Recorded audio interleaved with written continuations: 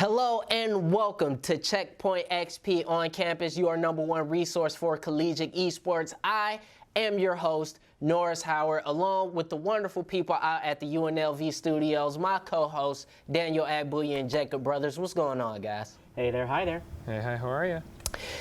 All right, so we want to jump right into it because this was the biggest story in all of video games for the past week or so, and that is the controversy between Blizzard's Hearthstone community and the protests going on in Hong Kong. So we want to throw this out to Daniel and give us the details on what happened with this massive story. Oh, where do I begin? So this past Sunday, October 8th, there was a Hearthstone Grand Masters tournament, and the winner, Blitzchung, was during the interview after winning, was wearing a mask in the style of the Hong Kong protesters, ripped it off, and said, "Liberate Hong Kong, revolution of our age." Immediately, the casters bowed their heads, not to be seen on camera, and went to a commercial. Just as after that moment was over, Blizzard acted quickly. They suspended Blitzchung for 1 whole year and rescinded his prize money. It was just a really rough situation, just like the entire what's going on right now.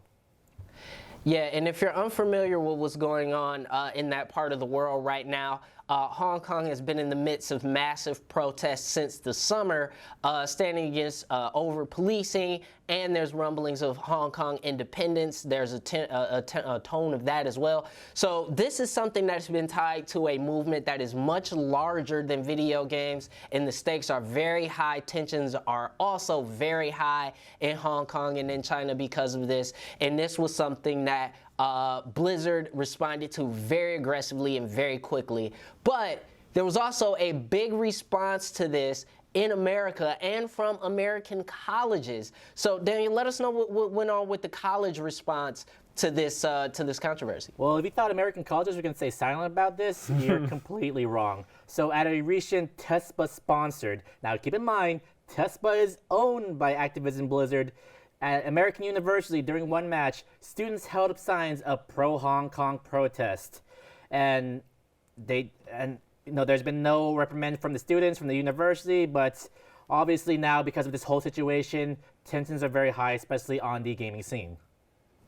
Yeah, and here's another big thing to recognize is not only were the students at that university not punished, later on in their subsequent match, they said that they were thinking about forfeiting that match in order to continue their protest, but some more details have come out. Blizzard released a statement saying that they would be reinstating Blitzchung's prize winnings, saying that he won the tournament fair and square and thus he should be entitled to his money.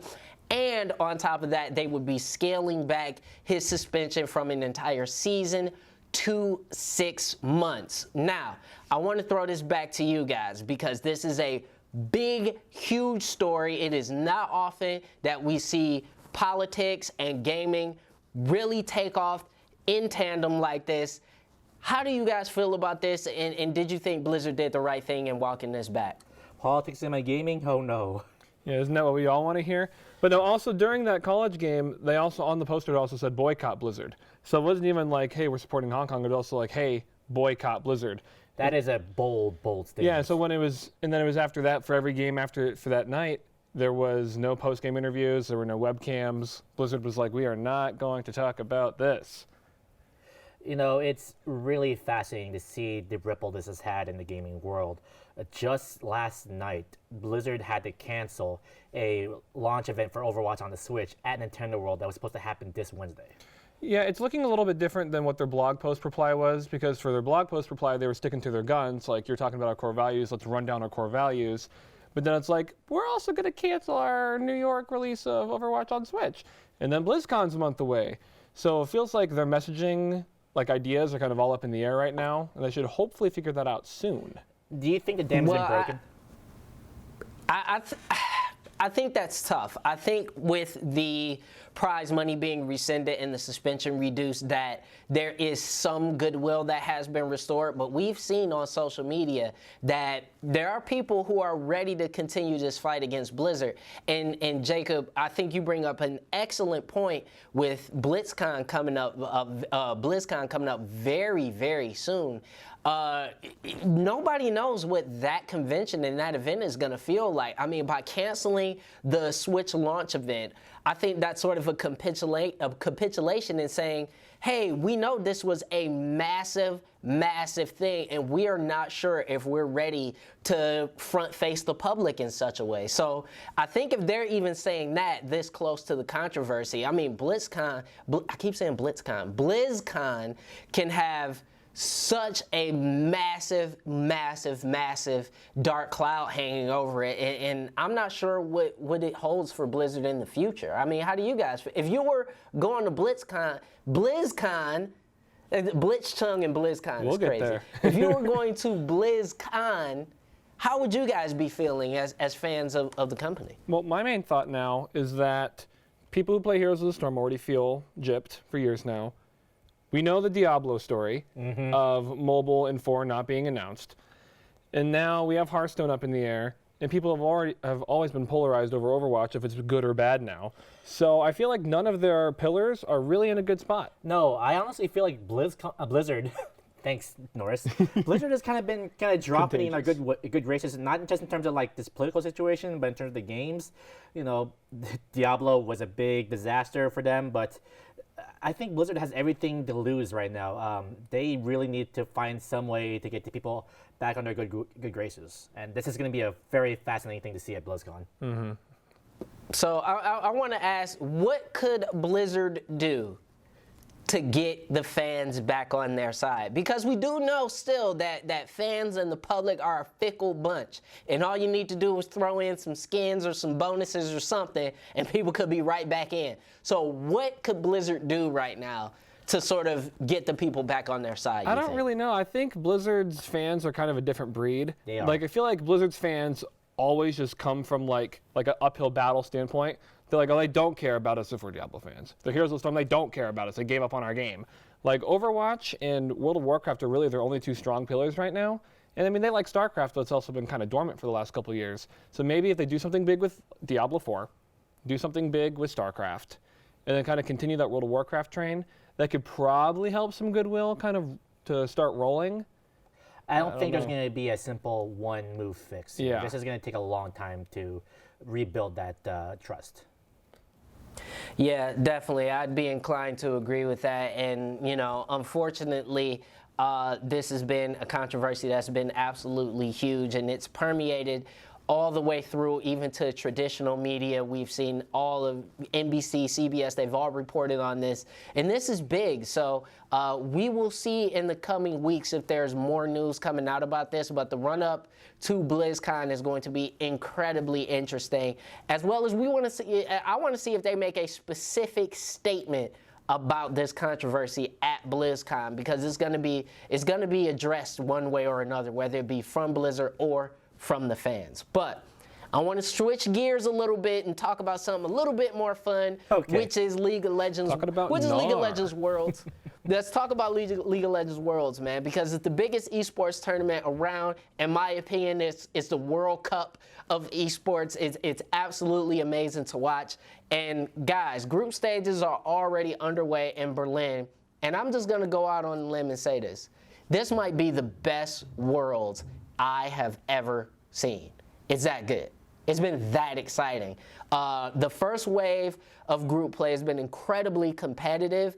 Group B, it is so tight, nobody knows who's going to come out and top that group. Group D, that has Team Liquid involved, at the end of the first rounds of groups, everybody besides one team is 2-1. So that's how tight it is. The only teams that look competitive are G2 Esports and SKT. So I'm going to say this, guys. Give me a yes or no. Is this the perfect time for North America to finally win Worlds? Yes or no? We got to make it quick. Yes. Win? I don't know. But go to playoffs? Absolutely. All right, so we have those verdicts in. According to Daniel, we will win Worlds, and according to Jacob, I'm like 1-0 so it'll far, be the same old. according to Jacob, it'll be the same old, same old. We'll get to knockouts. I'd love and for then Andrei to everybody win, will but- be disappointed as usual. So that's going to be all for that. Coming up next, we are going to be talking about a school that is extending their arms out globally in terms of esports, as well as a really cool interview coming up with one of UCI's esports players. That and more coming up next on Checkpoint XP on campus.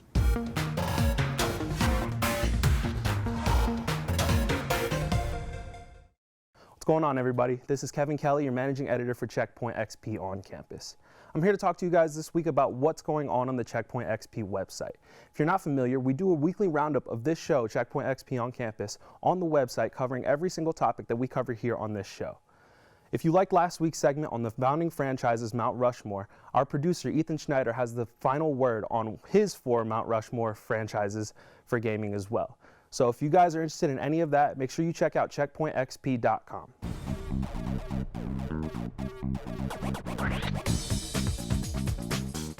Welcome back to Checkpoint XP on campus, your #1 resource for esports at the collegiate level. I'm your host, Norris Howard.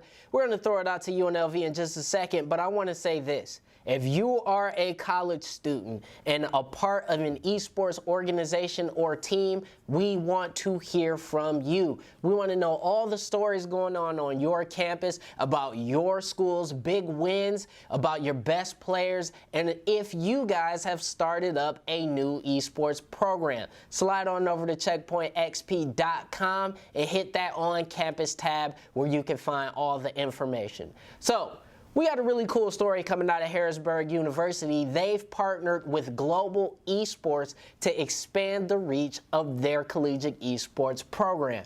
So guys, isn't this really cool? Like, a org partnering with a school to sort of create a better esports ecosystem? Like, this is really amazing, isn't it? I mean, remember that Harrisburg is the only athletic program they have at that school, so this is definitely putting them at like. These guys are now like the top tier like group at the school, and this is really cool. Like you have Team India coming over with the train with Harrisburg, the train for the World Cup, Overwatch World Cup. Where else do you see stuff like that? It reminds me of when the NFL players go to practice at like colleges. It's like training week right before playoffs start or preseason starts, and so it's that kind of a thing, which is pretty neat.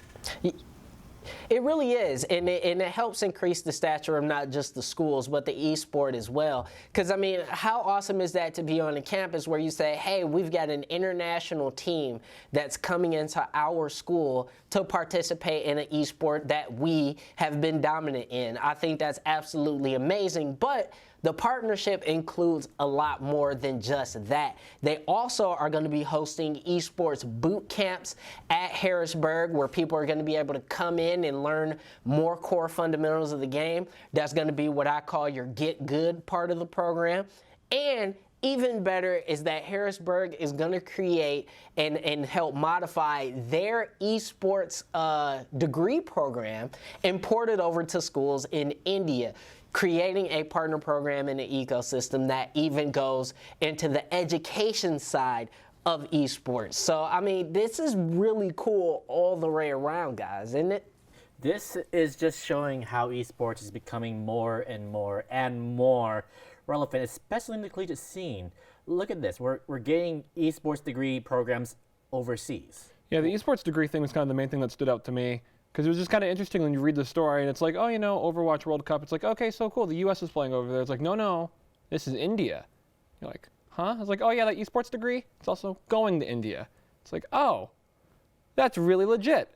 And so it's cool that like a degree, like something that hasn't even like spread across all the U.S. yet, is already going to the rest of the world, or overseas at the very least. To me, what this is doing is that this is laying the foundation of how esports will be laid upon in the global scene. I mean, start off with India, start off with Asia. You're getting all the major markets right now. Yeah, if you start off global, it's easier for it to continue being global and just spread to more and more countries. Yeah, and this is also really cool because we talk about how degree programs, you have schools that have sister universities across the world. It helps with exchange programs, study abroad, all that kind of stuff for esports. Could you imagine going to a study abroad in South Korea or India or any other place to study esports? How amazing would that be? And this is part of what starts programs like this. And just one more note about this program is that Harrisburg and Global Esports will also be creating a scouting ecosystem. So Harrisburg can scout talent from India and Southeast Asia in the future in order for them to recruit in to their esports programs at the university level. So we're talking about even the competitive esports program apparatus being bolstered by this as well. I mean, it's masterclass and masterstroke, and Harrisburg is light years beyond everybody else when it comes to maybe this. North America won't always be bad. Maybe there is hope for us, you know? Oh. Well, That is the dream. Maybe. That is Big the maybe. hardest maybe I've ever. That is the hardest maybe I've ever heard. But we want to hear from you. If you're a Harrisburg student, maybe you could be a Harrisburg graduate. I don't know. Maybe you're thinking about going to Harrisburg. Does a esports program like this help you make a decision to go to a school? We want to know. But we got more coming up on Checkpoint XP on campus.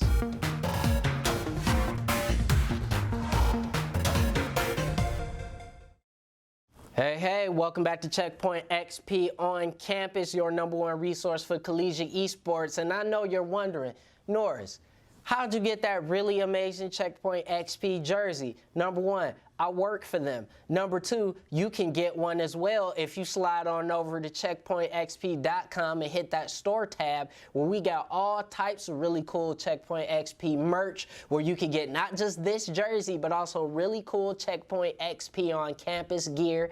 And we got also some new stuff coming out. So make sure you guys are checking that store all the time because new merch is always coming. But we want to throw it back to UNLV Studios and say what's up to the big brain Jacob brothers about the Overwatch Varsity Series. Jacob, take it away. We are here, week 2, big brain. It's my time. But yeah, week 2 is here. It's come and gone. And we do have some new teams in the top 4, which is exciting. So in the West, we got the 4-0 North Texas. We got the 2-1 Irvine, 2-1 Dallas, and the new to top 4, 2-1 Boise State. So hello, Boise. Hope you enjoy your stay. So that means that the Academy of Art was pushed out of the top 4.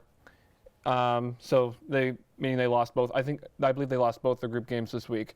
In the West, from what I'm starting to notice, that the West has a lot of room for competition. Even though North Texas is 4-0? Yeah, North Texas is 4-0, but if you look at the rest, everyone else is 2-1, 2-1, 2-1. Okay. So like one good week for any of those teams propels them forward, and one bad week drops them back.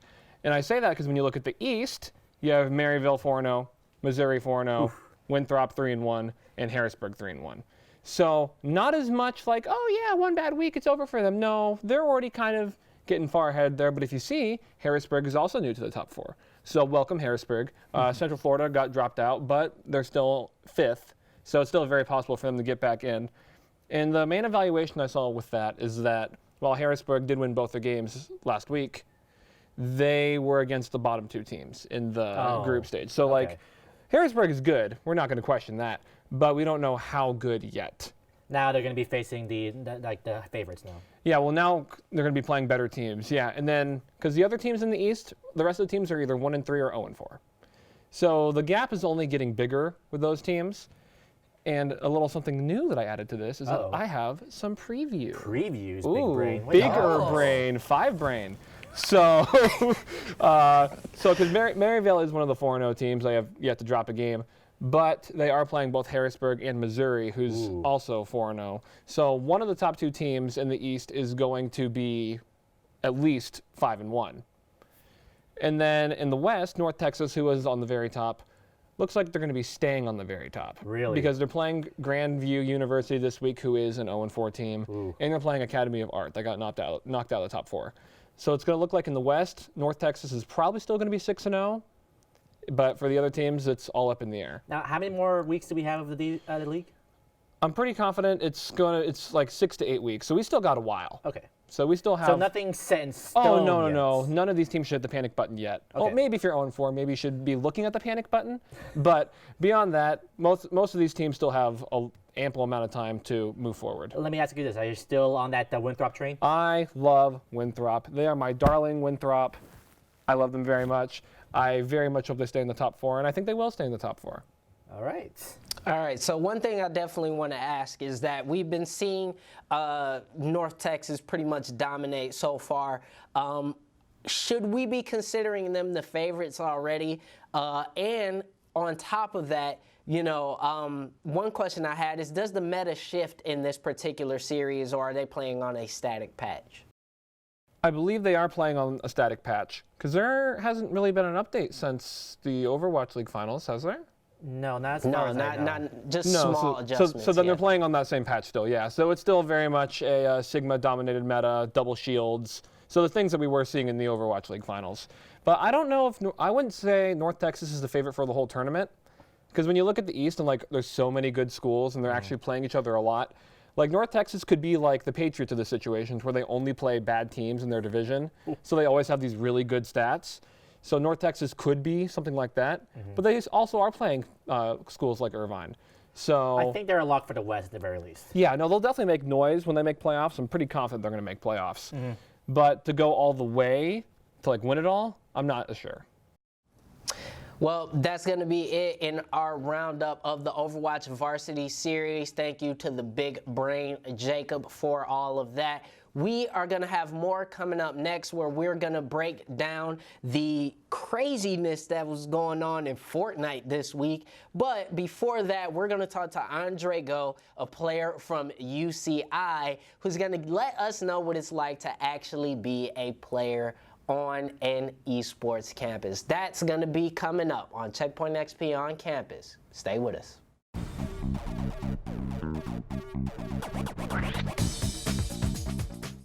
Welcome back to Checkpoint XP on campus, your #1 resource for collegiate esports. And the guys at the UNLV studio are going to be talking right now with Andrei from UCI Esports about what it's like to be a esports player at a college. So guys, take it away, and Andrei, welcome. Thank you very much, Norris. We are here with UCI's own Andrei Go. Thank you very much for joining us. Yeah, we appreciate you being here. Yep, thank you. So let's start off. What game do you play for UCI, and what's your position? So I play Overwatch for the UCI team, and my role is off tank. I play the flex role. So I also play as the shot caller and standing in as their team captain. What do you usually main? I usually play Sigma right now. That's the only thing that's being course. played. But if I were to sounds play right. other things, I could play from DPS, Doomfist, Sombra to Diva, Zarya, Hog. Okay. What are your thoughts on Winston? Well, so far, since PTR is coming out, we think Winston can be viable. But right now, Winston is not the best pick. Breaks my heart. So let me ask you something. Did your parents support your gaming habits? Yes and no. At the beginning, no, but right now they support it because I'm passionate about it.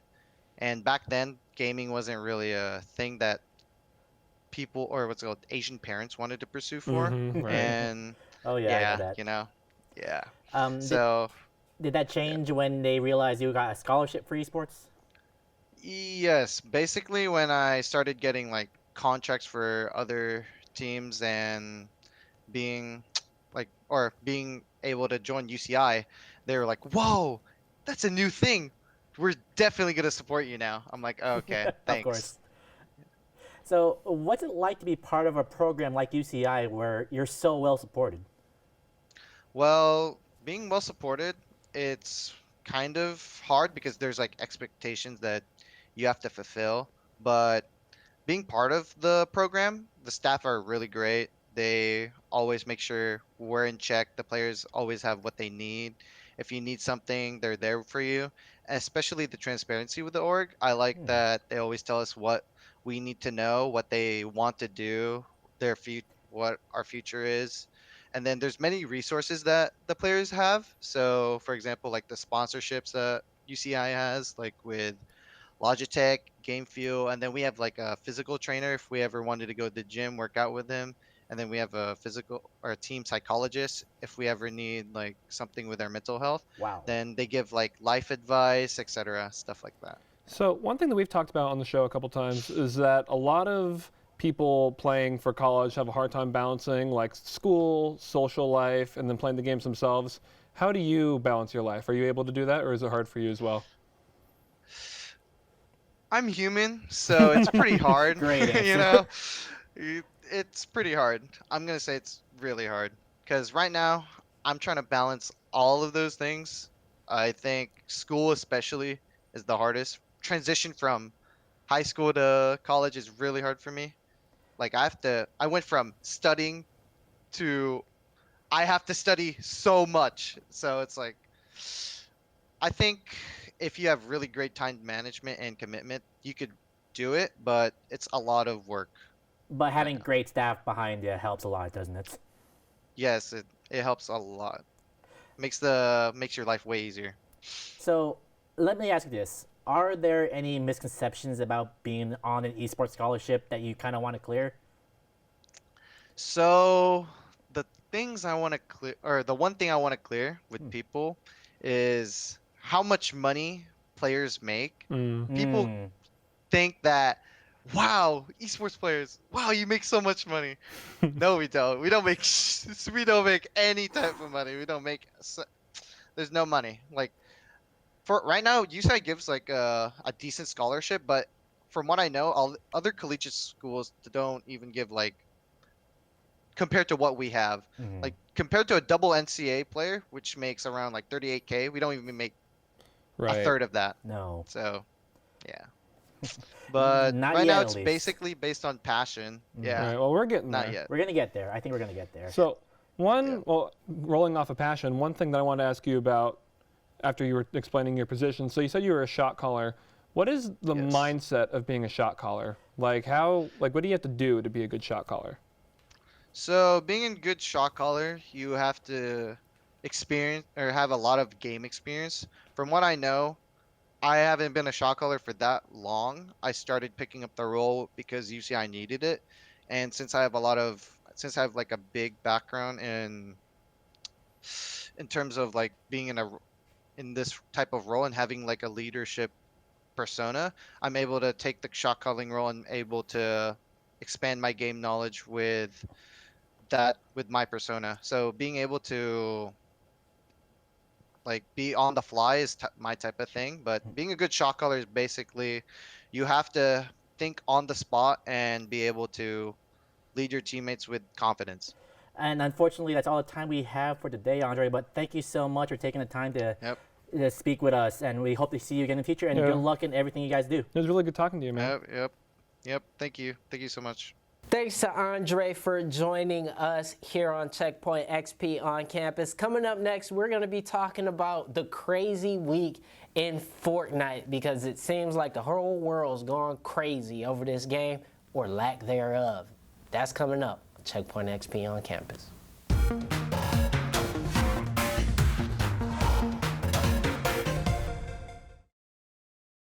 Hey everybody, what's going on? And here is the Checkpoint XP on campus clip of the week coming from our special guest, Andrei Go out of UCI. Here's some big brain Overwatch plays from Andrei.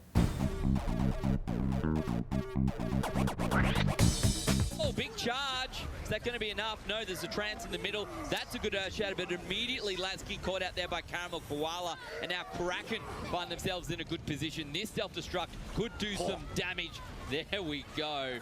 Huge. Yeah, just not enough value being gained by Mind Freak there. With their own ultimates, there was a couple of nice ones. I thought that the grab could have come out a half a second later, maybe. Dench's Transcendence, again, an early aggressive one if they would have waited for the trans.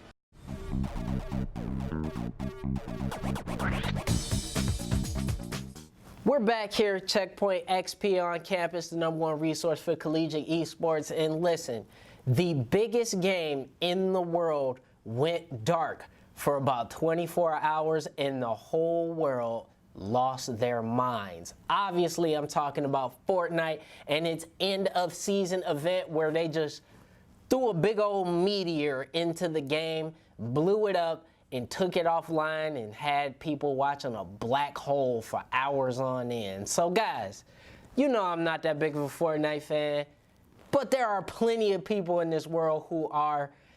You had to hear people talking about this, right? Well, for one whole Monday, the entire world was productive. Yeah, the sky was falling. People found out the girlfriends are actually cool people. Like, people were actually talking to each other again. No one was dancing. No one was dancing. The world was finally still, and all was silent. But no, people were actually watching a black hole on Twitch for hours. Like, you have to be dedicated to your craft for that. And not only just watching a black hole, they were crafting theories. They were listening to numbers. They were trying to decode them. This is, you know, I got to hand it to Epic. They know how to do a maintenance break. You know, I'm very jealous of the event, like the event planning staff that Fortnite has, because they kill it every time. But the trailer did come out. Yes, and not only did the trailer come out, Fortnite is back. Fortnite is back, and you can fish. Fish with me in Fortnite, so I know it's real. I'm very excited. I'm assuming that there's a new map. If they blew it up. I think there's been some big changes, but remember, this is the start of Chapter 2. Yeah, that was the big thing for me, because when they were numbering the seasons, I was like, oh, so they're on season 10 or whatever. Like, no, now we're on Chapter 2. So I have no idea what they're doing. I am so confused. I mean, if Fortnite wasn't confusing before. It's a bit crazy, and it is a bit ridiculous. But as you said, Jacob, I gotta commend their event staff, man, because this in any other game is a tweet and a post of patch notes, and you just wait till the game's back. That's what it been. No, instead they got CBS News to report on this. CBS. Because every producer and every staff member had a kid who came home from school who didn't know what to do. And they probably actually went outside. I don't know. They probably played a sport or something. It was crazy. Well, look at this. There were like millions of people watching on Twitch, millions of people watching on YouTube, and 42 people on Mixer. 42 people on Mixer. That's an all-time high for them. Yes. They're killing it. Listen. First of all, you stole that from Slasher, and I'm not going to let it stand. All right? I tried. Daniel. I tried. Make your own jokes. I have Twitter too. Get destroyed. But dude. anyway. Yikes. But the biggest thing I want to highlight here is while this is all fine and dandy, Epic, I feel you, it was a good event, but I mean, you kind of stole it from Final Fantasy 14, my guys. Like, they stole that event. That is literally what Final Fantasy 14 did. They took the servers offline and they made a cinematic where they blew up the world, waited for a little bit, and brought it back with 2.0. This ain't new. This ain't new. Yeah, but people actually play Fortnite, so I think it was new to a lot of people. Whoa! You be careful there, Chris. There are people in my life who will find me and insult if they want to see this go out, because Final Fantasy is the hottest MMO right now. Is it? I mean, I know it's WoW Classic is the hottest MMO right now. I can say the hottest new MMO yeah, that's right now the better would be phrasing. 14. Yeah. Sure. Yeah, but no, I mean, listen, this is one of the better game events that I've ever seen. Mm-hmm. I haven't seen too many game events that are better. And like, does this usher in the new age of like game events? Does like new stuff need to happen now for your patch notes? Does everybody have to think of like, oh man, I gotta blow up my world or do some type of weird ARG in order for me to do like a massive patch? Is this the new world we're in? Well, I think the bar has been set, but I don't think every game can be the same like level as popularity and hype as Fortnite. Well, I think they should try, because like Fortnite's initial success was because it was a BR and it just did everything right. But the only reason why it's still so big is because of the updates. Yes. Like just the blanket hype of the game in general is over. That was like a year ago. Oh yeah. But now it's like we're going to constantly shake it up. We're going to constantly bring in new cosmetics. We're going to constantly do these crazy events that's going to keep our audience engaged and grow our audience. And that's something that games should be taking notes on. Well said. Yeah, definitely. But we're going to leave it at that. Were you losing your mind over Fortnite taking the servers down for the Season 2 update? Chapter 2 update. We want to know. Let us know. Because I'm going to be honest, everybody could have spent their time doing so much more than just staring literally at a black screen. But that's going to be all for Checkpoint XP on campus for this week. I want to thank everybody for all their hard work on this episode and on the show. We want to thank our deskies over there. That is Daniel Agbuya and Jacob Brothers. We also want to thank all the UNLV staff that help us out there. Ben Morse, Jennifer Ream, Leslie Fitzsimmons, Emily Neal, everybody over there helping us out, managing editor Kevin Kelly as well. We also want to thank the folks helping us out here in the Detroit studios. That's going to be Chad Callahan, Nate Bender, and Joe Sloan. So, from myself and everybody involved with Checkpoint XP on campus, we hope and we demand that you come back next week. Thanks, guys. Love you. Take care of yourselves.